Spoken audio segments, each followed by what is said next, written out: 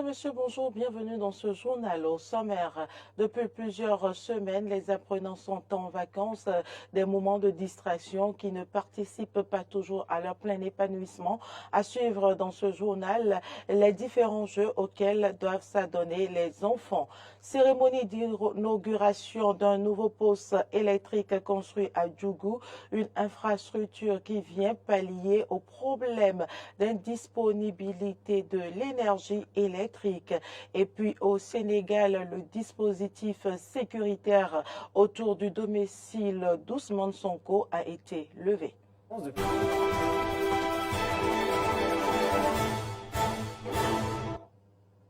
Merci pour l'attention. Officiellement démarré le 30 juin dernier, les vacances sont des moments de repos et de divertissement par excellence. À quels jeux doivent s'adonner les enfants afin de passer de formidables moments de répit? Élément de réponse avec le directeur Euseb Pativa, instituteur à la retraite. Il est au micro de Arthur Roindo. Il y a les jeux de domino, il y a Wallet, il y a le Scrabble. Il y a de petits jeux qu'ils font sur les feuilles qui leur rappellent l'algorithme et l'aléatoire de la mathématique. Vous voyez, des jeux éducatifs, mais qui puissent les aider à engranger des idées et des vocabulaires pour l'année scolaire. Donc une vacance utile pour préparer l'année scolaire. Les vacances, bien sûr, pour se reposer, mais le repos actif, pas un repos passif. Et j'ai toujours l'habitude de dire qu'il faut éviter à ce qu'en ce moment les enfants fassent la grasse matinée. Sinon, l'habitude qu'on donne pendant les vacances au corps, c'est ça qui rejaillit à la rentrée. Donc, ils n'ont qu'à garder leur timing de réveil et de coucher, ne pas perdre le temps à la télévision, bien se coucher, mais se réveiller tôt. Parce que chez nous, on dit qu'il se réveille tôt, trouve le fruit mieux. Donc, ils se reposent. Pas de grasse matinée, ils peuvent se réveiller, faire les travaux domestiques, aller dans leur livre et se reposer par la suite. Mais leur dit de faire la grasse matinée, pour moi, c'est exclu pendant les vacances. Nous venons des séries d'examens. Comme les parents oublient totalement ces séries d'examens de stress et détendent et communiquent beaucoup avec les enfants. Aussi, pour leur permettre de vraiment se reposer, faut leur permettre de s'adonner à des distractions voulues, mais orientées et guidées par les parents. Alors, quand je dis distraction voulue, orientée, nous avons assez de distractions à l'africaine, mais nous aimons accompagner nos enfants à la télé dans des distractions, pour des contextes qui ne leur sont pas propres et auxquels ils vont s'adonner pour que cela leur soit utile dans leur culture et dans leur éducation. Bon, à côté de cela, je voudrais dire que chaque parent doit donner sa propre compétence à ses enfants. Parce que le monde d'aujourd'hui est fourbe. On ne fait pas le diplôme pour lequel l'éducation, la compétence pour laquelle on a étudié. Donc, il faut amener les enfants à avoir sa propre compétence et à toucher un peu de tout. Autrement dit, après ma propre compétence, je peux envoyer les enfants dans un atelier de couture. Je peux envoyer mes enfants dans un atelier de soudure. Et il ne faut pas oublier la bibliothèque, que les enfants aient à se documenter, à lire. Des infrastructures électroniques modernes pour la fourniture de l'énergie électrique en qualité et en quantité suffisante, c'est désormais une réalité dans le département de la Donga. Le ministre d'État chargé de la coordination de l'action gouvernementale Abdoulaye Biotchane a procédé à l'inauguration d'un nouveau poste électronique construit à Djougou par le Millennium Challenge et Compte Bénin 2 dans le cadre du projet de distribution d'électricité fruit du partenariat entre la République du Bénin et les États-Unis d'Amérique à travers le programme Millennium Challenge Corporation. Témoin de l'événement, notre correspondant sur place, Iyas Aoubri.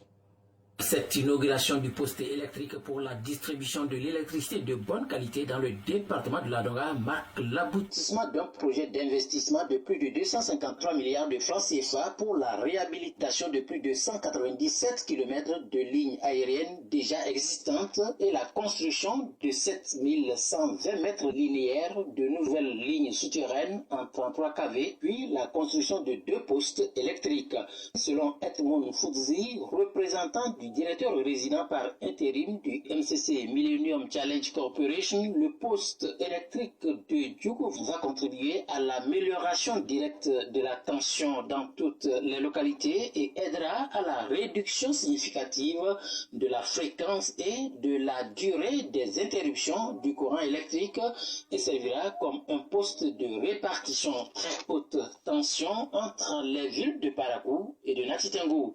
Le poste permettra par ailleurs à la SB2E de fournir aux populations de Djougou et environ de l'électricité suffisamment stable et fiable afin de supporter de nouvelles infrastructures économiques et sociales comme des usines, des industries. À peine les investissements mis en place, les résultats, selon le maire de la commune de Djougou, sont satisfaisants à bien des égards. Et même si quelques perturbations s'observent de temps en temps, aussi salue-t-il les actions du gouvernement du président Patrice Talon qui vise, dit-il, à satisfaire au mieux les besoins énergétiques de plus en plus croissants des populations. Le préfet du département de l'Adonga, Elias Suleiman Biao, abonde dans le même sens et salue les réformes entreprises par le chef de l'État, le président Patrice Talon, et son gouvernement gonflé à bloc. Le ministre d'État béninois, président du conseil d'administration du MCA Bénin 2, Abdoulaye Biochane, se réjouit des performances appréciables que le Bénin a enregistrées dans tous les domaines et qui permettent de consolider l'assistance des États-Unis d'Amérique à la République du Bénin. Sport à présent, mondial de foot scolaire 2023, les Guépards de Sainte-Rita ont défié le Mexique hier au Maroc pour leur premier match. Les joueurs béninois ont laminé la sélection mexicaine sur le score de 10-0, une victoire qui réconforte leur chance de qualification pour les 16e de finale de la compétition. Et puis, hors de nos frontières au Sénégal, le dispositif sécuritaire autour du domicile d'Ousmane Sonko a été levé. L'opposant condamné le 1er juillet à 2 ans de prison ferme dans une affaire de mœurs était bloqué chez lui par les forces de sécurité depuis le 28 mai. Du Sénégal pour le travail, l'éthique et la fraternité semble désormais libre. Pour rappel, Ousmane Sonko était assigné à résidence depuis le 28 mai après avoir été condamné à 2 ans de prison à l'issue d'un procès pour abus sexuels sur une employée d'un salon de beauté.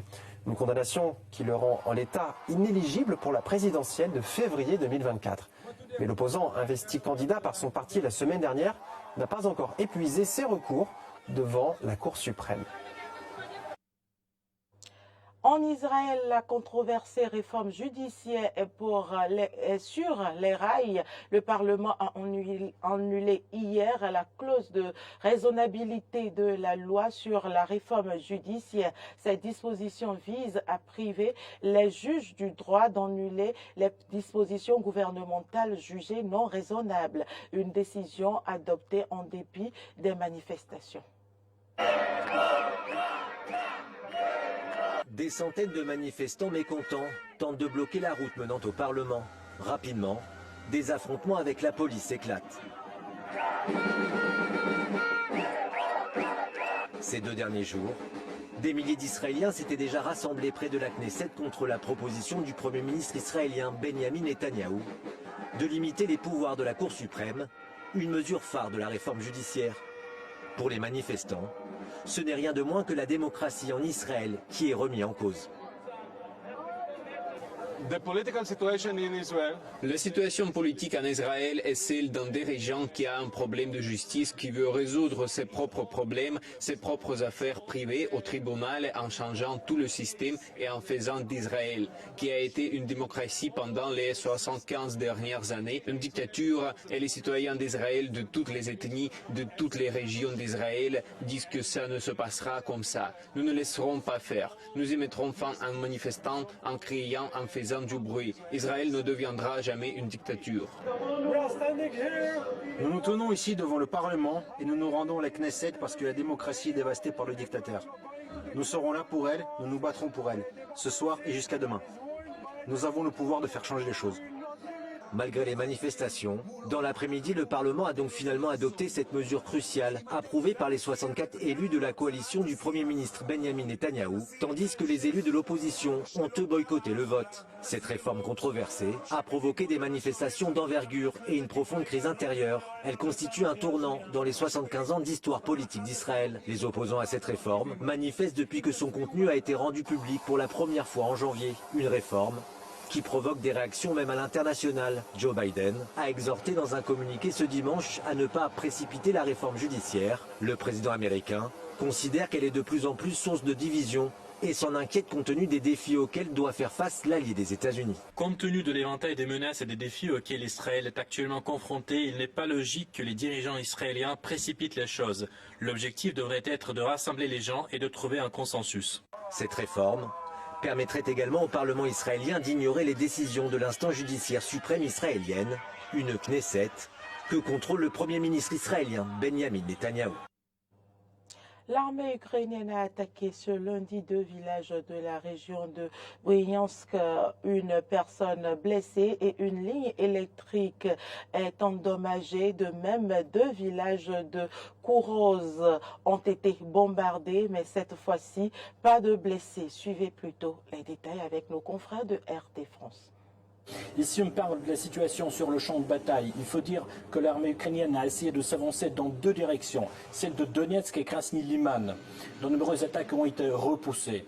De son côté, l'armée russe a détruit plusieurs dépôts de munitions, un centre de communication et un certain nombre d'équipements militaires. Le second a brisé plusieurs fenêtres dans un quartier qui se trouve non pas loin du siège du ministère russe de la Défense. Les 2 explosions n'ont pas fait de victimes. C'est tout pour cette édition. Merci pour l'attention. Les informations se poursuivent sur nos différentes plateformes Facebook, YouTube, Twitter et sur notre application Eden TV Diaspora FM téléchargeable sur Play et App Store. À très bientôt.